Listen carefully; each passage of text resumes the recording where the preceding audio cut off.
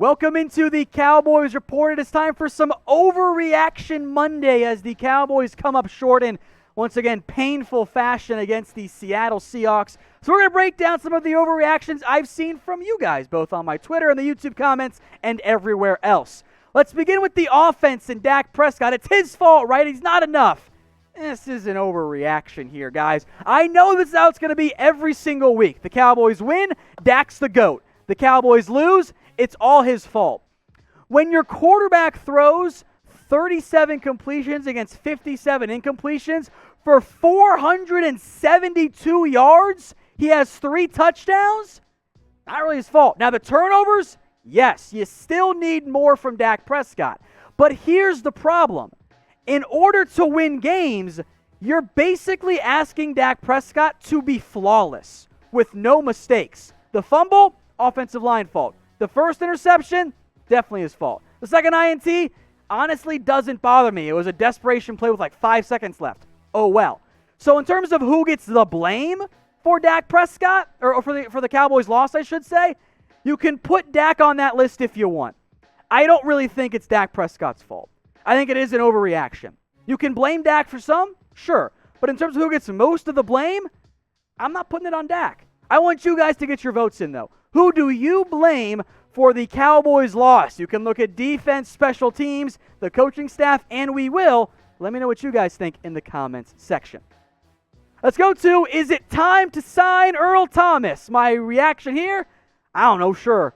If you want, if you don't, I get it. Look, on the field-wise, it is negligent of the Cowboys to not add a safety. Is it Earl Thomas? Is he the solution? Maybe. But you let Russell Wilson just cook against you. 27 of 40 for 315 yards and 5 touchdowns. I'll tell you what, on at least one of those plays, you weren't going to get burnt because Earl Thomas wouldn't have bit on the play action. Aside here, this Cowboys team is awful at play action defense. They gave it up, I think, every play but one. I distinctly remember one play being covered. Everything else, they got roasted on it. And this secondary is just not good. Like, yeah, Trevon Diggs made some plays, got beat a little bit. Jordan Lewis has been pretty mediocre. Daryl Worley was not great. Darian Thompson is not good right now. You got Donovan Wilson a couple of snaps here. I don't know if Earl Thomas solves all of your issues. And if you have off-the-field concerns about Earl Thomas, I absolutely understand that. But you're 1-2. Maybe you need a little spark. And on defense, maybe Earl Thomas is that guy. So I'm going to make this the pinned comment on today's video. Is it time for the Cowboys to sign Earl Thomas? Get your votes in. It's Y for yes and N for no. How about more touches for Tony Pollard? Now, on some level, there is a kernel of truth here. But in every great overreaction is built on a kernel of truth. The kernel of truth today is that you would like to get Pollard more reps. Also, Zeke was bad. Elliott did not have a good showing. 14 carries for 34 yards. Now, a lot of that is on the offensive line. But he had 1 carry of 8 or more yards, a 9-yard run, 2.4 yards per carry.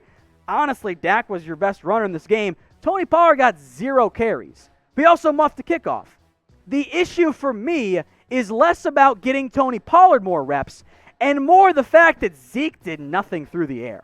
I'm not saying bench Zeke like I think some of you guys might be out there saying. The issue is, folks, Zeke's still better than Tony Pollard. Stop running so many receiver screens and stop dropping so many passes if you're Zeke. Abandon that particular play call. But if we want to look at only what Tony Pollard has done this year, in all honesty, he hasn't been very good. Cedric Wilson had a breakout game. You're going to pull Wilson off the field to add another receiver or another back in Pollard right now?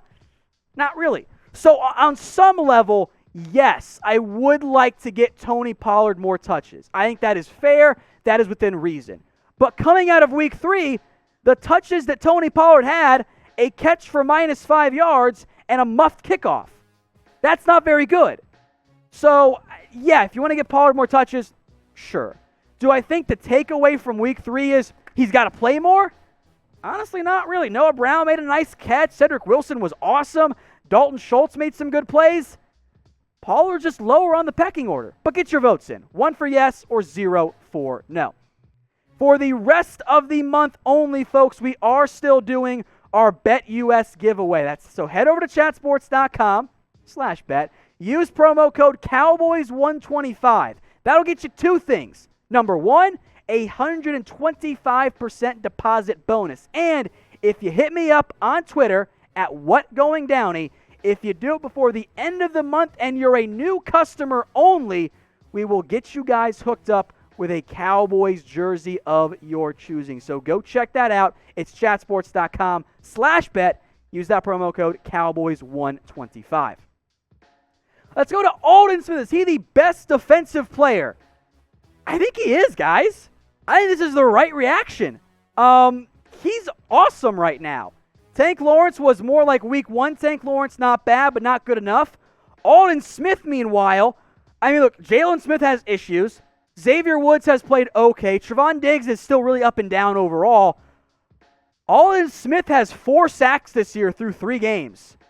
I think he's the best defensive player on this team, and that is not something that I would have said entering the year. I put the over-under at 5.5 sacks, and Aldon's got 4 of already through 3 games. He has absolutely balled out. So if you disagree, let me know in the comments. Who do you think right now, through only 3 weeks, ignoring everything else from previous seasons, who is the best defensive player on the Dallas Cowboys? I don't think it's Tank Lawrence right now. I thought that was going to be the case entering the year. So as weird as this is for me, yeah, I think it's Aldon Smith. Let's talk coaching staff now. Is this just the same team as last year? I think it is. Now, on one hand, maybe we shouldn't be so surprised because there was a limited training camp, no preseason. You never really got to install the way you wanted to. At the same time, though, they're losing in the exact same way. Like, close games, the special teams is still bad. Huge issues today, or on Sunday, I should say. Offense is inconsistent, up and down, overall good, but not consistent enough. The play action, the eye candy, gets the defense every single time. If your offense isn't dropping 40 points, you're not winning games. That's been the case so far through 2 games, or the past 2 games, I should say. That's very concerning to me as a Cowboys fan. I don't know what they're going to be able to do. Hopefully, with more time, that'll change. But earlier this year, or last year, I should say, defense too simple. This year, defense too complicated. Maybe they're just not that good because it's the same stuff that's fooling them. And that's some Mike Nolan blame for sure, but I would put some blame on McCarthy. Now, we will continue to keep you guys updated on everything around the Dallas Cowboys. So if you want daily Cowboys videos, I want you guys to hit that big red button and subscribe today, but only if you guys like the Cowboys and, want to be educated on them. If that's you, subscribe today. Let's go to the offensive line. How about moving Zack Martin to right tackle, Earl Thomas to left guard? I saw that super chat. No, not the solution here. Overreaction on this one. Now, I will make note, the Dallas Cowboys made a significant change mid-game. Zack Martin kicked over to right tackle. Terrence Steele was outright benched because of poor play. Joe Looney took over at right guard, and Tyler Biadasz took over at center. So for the starting line, and this is what McCarthy's philosophy has been, is he would rather promote than slide over. But the play was so bad from Terrence Steele, they promoted Tyler Biadasz and kicked everyone over one. Now, Williams wasn't great either. I thought he was better after the position change, so maybe there's just some Looney-Williams chemistry issues. I don't know. I'll have to go back and watch the film. But the solution is not Martin at right tackle long term. The solution is, please, baby Jesus, get Lael Collins back on the field. He's got to get healthy soon. The offensive line, look, no NFL team is built to do this, but no offensive line is built to be down to legitimately your 5th and 6th tackle options. Because that's what it is right now for the Cowboys. Martin, I thought he played pretty well. I'd still rather have him at right guard and just get Lael Collins back on the field as soon as humanly possible. Hey Cowboys fans, thanks for watching the Cowboys Report. If you haven't already, click right here to subscribe to our channel for all the best Cowboys coverage on the internet. That's news, rumors, highlights, mailbags, film studies, and a whole lot more. And I'm making your lives a little bit easier as well with the next Cowboys Report video right here.